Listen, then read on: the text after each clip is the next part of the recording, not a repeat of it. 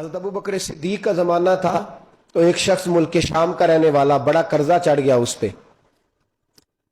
تو وہ حضرت ابو بکر صدیق کے پاس آیا، کہنے لگا آپ امیر بھی ہیں اور امیر بھی ہیں، دونوں باتیں، ایک امیر یہ ہے کہ مسلمانوں کے سربراہ ہیں اور دوسرا اللہ نے آپ کو مال و دولت بھی عطا فرمایا ہے، تو میرے اوپر قرضہ چڑھ گیا تو مہربانی فرمائے۔ وہ کہتا ہے حضرت صدیق اکبر نے میرا ہاتھ پکڑا، گھر کے اندر لے گئے، باہر سے دروازہ بڑا اعلیٰ تھا لیکن گھر کے اندر گیا تو چارپائی بھی کوئی نہیں تھی، کھجور کی چٹائیاں بچھی ہوئی تھی، کھجور کی چھال کی، اور وہ بھی پھٹی ہوئی۔ فرماتے سیدنا صدیق اکبر نے بٹھا لیا مجھے اور مجھے کہنے لگے یار تجھے ایک عجیب بات نہ بتاؤں؟ تو بتائیے۔ فرمانے لگے 3 دن ہو گئے میں نے اناج کا دانہ بھی نہیں کھایا، کھجور کے اوپر گزارا کر لیتا ہوں، میں آج کل حالات میرے ٹھیک نہیں ہیں۔ لگا جی پھر میں کیا کروں؟ تو آپ فرمانے لگے تو عثمان غنی کے پاس جا۔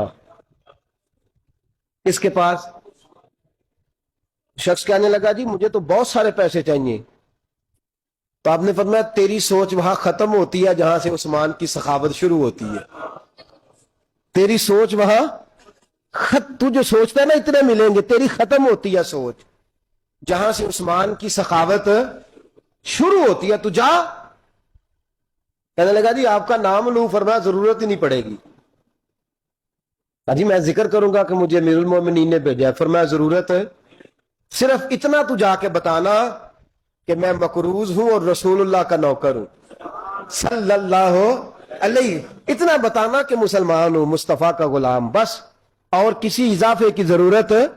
کہا جی وہ دلیل مانگیں گے؟ فرمایا عثمان خیرات کرتے تفتیشیں نہیں کرتا، عثمان اللہ کی راہ میں دیتے ہوئے تفتیشیں 10 روپے دینا اور 100 بات سنانا فقیر کو، تک تو نہیں نا، 10 روپے اور 100 قسم کے تانے نہ دے تو میاں چشم پوشی کر جا، تجھے کس نے اجازت دی ہے ٹٹولنے کی، پھولنے کی اور کرودنے کی؟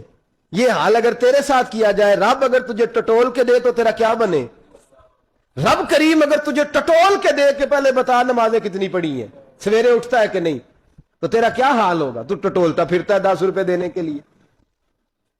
حضرت عثمان غنی کی عادت نہیں، وہ شخص کہتا ہے میں چلا گیا، پوچھتا پچھاتا دروازے پہ پہنچا، دروازے پہ دستک دی تو حضرت عثمان غنی کے اندر سے بولنے کی آواز ہے، اپنے بچوں کو ڈانٹ رہے ہیں، کہتے ہیں او یار تم لوگ شہد کے اندر، دودھ کے اندر شہد ملا کے پیتے ہو، خرچہ تھوڑا کم کرو، اتنا خرچہ تم نے بڑھا دیا ہے، تم دودھ کے اندر دودھ بھی میٹھا شہد بھی میٹھا، ایک چیز کھا لو، کو بیمار ہو 2 چیزیں استعمال کرتے ہو۔ کہتے ہیں میں نے کہا ابو بکر تو بڑی باتیں بتا رہے تھے، اور اس قسم کے کئی واقعات حضرت عثمان غنی کے ساتھ ہوئے، وہ تو بڑی باتیں بتا رہے تھے اور یہ آدمی دودھ شہد سے لڑائی کر رہا ہے اور مجھے کئی ہزار درہم چاہیے، دینار چاہیے، مجھے دے گا؟ فرماتے ہیں اب وہ ڈانٹ کے باہر آئے، میں دروازے پہ تھا، آتے ہی کہنے لگے میں آیا نا تو جب میں نے السلام علیکم کہا تو وہ سمجھ گئے میں مسلمان ہوں۔ کہتے ہیں وعلیکم کہا تو پہلا جملہ انہوں نے جو بولا وہ ان کے بڑے پن کا مظاہرہ تھا۔ کہنے لگے بچوں کو ایک بات سمجھانی تھی، آنے میں مجھے 1.5-2 منٹ لگ گئے، تو دروازے پہ کھڑا رہا، مجھے معاف کر دینا۔ بڑے لوگوں کی بڑی باتیں، بڑے لوگوں کی بڑی باتیں، اتنا بڑا قد ہے اتنا بڑا اخلاق ہے۔ کہنے لگے تجھے ایک بات بچوں سے کرنے لگ گیا تھا، تجھے انتظار کرنا پڑا، ذرا درگزر کرنا۔ کہتے ہیں پھر انہوں نے دروازہ کھولا، جو اس وقت ان کا ماحول تھا حویلی کا، ڈرائنگ روم کا، جو بھی، مجھے بٹھایا۔ کہتے ہیں میرے لیے جو پہلی چیز آئی وہ دودھ کے اندر شہد ڈال کے وہ لائے۔ کہتے ہیں میرے دل میں خیال آیا گھر میں جھگڑا کر رہے تھے، مجھے پلایا، اس کے بعد کھجوروں کا حلوہ آ گیا۔ کہتے ہیں میں نے کہا بچوں کو کہہ رہے تھے ایک میٹھی چیز استعمال کرو، میرے لیے 3 آ گئی ہیں، 3 آ گئی، عجیب شخص ہے۔ کہتے ہیں میں لیکن ابھی میرا تصور جمع نہیں، میں نے کہا اتنا تگڑا نہیں جتنا حضرت ابو بکر نے بتایا ہے۔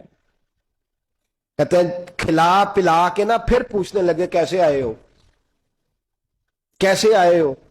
تو کہتے ہیں میں نے کہا کہ جناب میں مجبور ہوں، آج بہت سارے لوگ ہیں نا جن کے پاس کسی کی بات سننے کا ٹائم ہی نہیں، کہتے ہیں موٹی موٹی بات کریں، آخری۔ حضرت عثمان غنی پوری کھلا پلا کے کہنے لگے کیسے آنا ہوا؟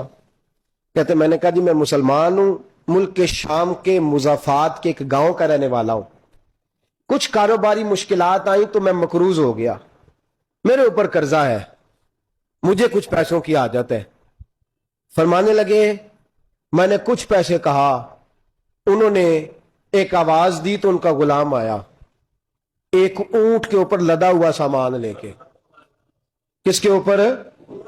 اونٹ کے اوپر. کہتا ہے مجھے 3000 اشرفیوں کی ضرورت تھی, میں نے بتایا نہیں 3000 چاہیے. اونٹ آیا تو حضرت عثمان غنی کہنے لگے اس اونٹ پر تیرے لیے تیرے گھر والوں کے لیے میں نے کپڑے بھی رکھوا دیے, کھانا بھی رکھوا دیا اور 6000 اشرفیاں بھی رکھوا دیے.